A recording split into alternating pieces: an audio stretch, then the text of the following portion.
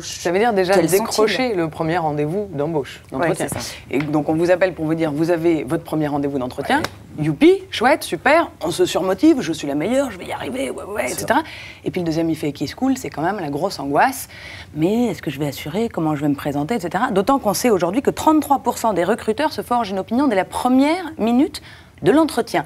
Donc vous avez beau avoir un CV béton, vous avez beau avoir toute l'expérience nécessaire, si vous ne savez pas vous présenter, si vous ne savez pas parler, votre apparence vous trahit, le langage corporel vous trahit. Heureusement, il existe des coachs en entretien d'embauche. Voilà. Donc ça va de 70 à 200 € le rendez-vous selon la Société française de coaching. Ouais. C'est cher, mais c'est rentable. D'autant plus rentable que le bon plan, du jour, c'est que je vous économise le premier rendez-vous.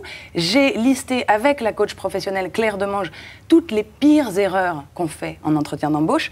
Il paraît que le ridicule ne tue pas, donc je les ai faites face caméra. Magnéto.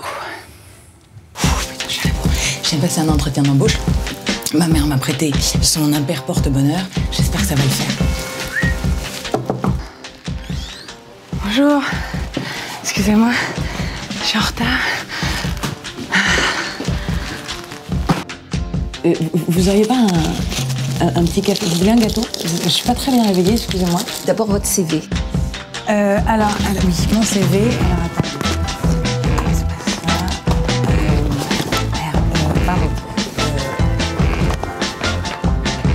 Voilà, mon CV. J'étais comptable dans une grande société aux États-Unis. Tell me about your skills. It's raining today. Where is my umbrella?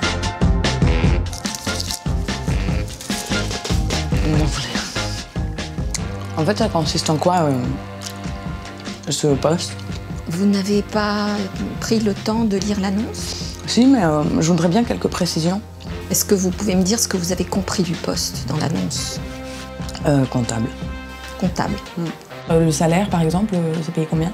Le salaire. Bah, écoutez, avant qu'on parle du salaire, moi j'aimerais savoir si vous avez les compétences pour ce poste. Ah oui, bien sûr.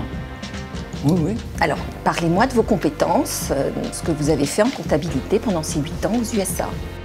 En fait, ce que j'ai fait pendant 8 ans, j'ai donc travaillé parce que mon père a obtenu un travail là-bas. Puis j'ai monté les échelons. Et que sans moi, la boîte pouvait manquer d'équilibre. Nous avons besoin de quelqu'un d'immédiatement disponible.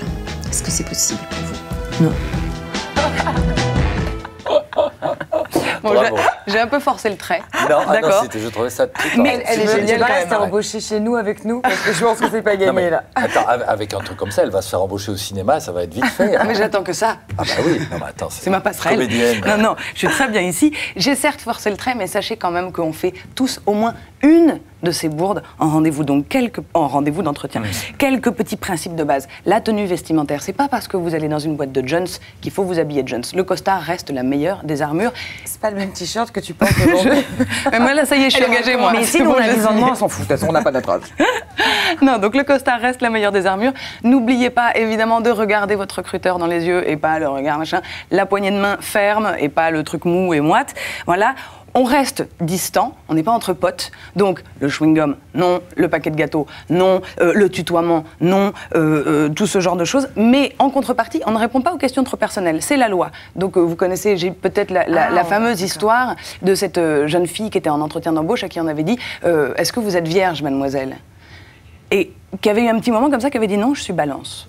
Oh, et c'est génial. parfait, hop, tac, avec l'humour, on peut toujours retourner une situation. C'était pour quel job qu'on lui demandait? Juste pour info. J'en sais pas plus. Tu vas essayer de décrocher demain. J'en sais pas plus. N'oubliez pas de vous renseigner. Ici, hein. N'oubliez pas, Francesca, pour demain, n'oublie pas de te renseigner sur l'entreprise dans laquelle tu vas travailler. N'oubliez pas de préparer quelques petites questions. Hein. Évidemment, pas de questions sur le salaire, pas de questions sur la RTT, pas de questions sur même pas le salaire? Pas tout de suite. Premier rendez-vous, c'est plutôt est-ce que tu as les qualifications, est-ce que tu présentes bien, etc. Et puis évidemment le CV dans une petite pochette à part, ça fait toujours mauvais genre quand on est une femme aujourd'hui avec les gros sacs qu'on se trimballe. mal de sortir, les machins, comme sur ce magnéto. Et enfin, un entretien d'embauche, c'est un dialogue, c'est 50-50, donc pas de monologue comme vous avez pu le voir, pas de mensonges, pas de je parle anglais alors que vous parlez japonais, enfin bon, voilà, ce genre de choses. Voilà, ça c'est grosso modo les principes de base de l'entretien d'embauche. Après, si vous avez besoin d'un accompagnement plus personnalisé, n'hésitez pas, vous trouverez des liens sur notre site internet. Merci Anna.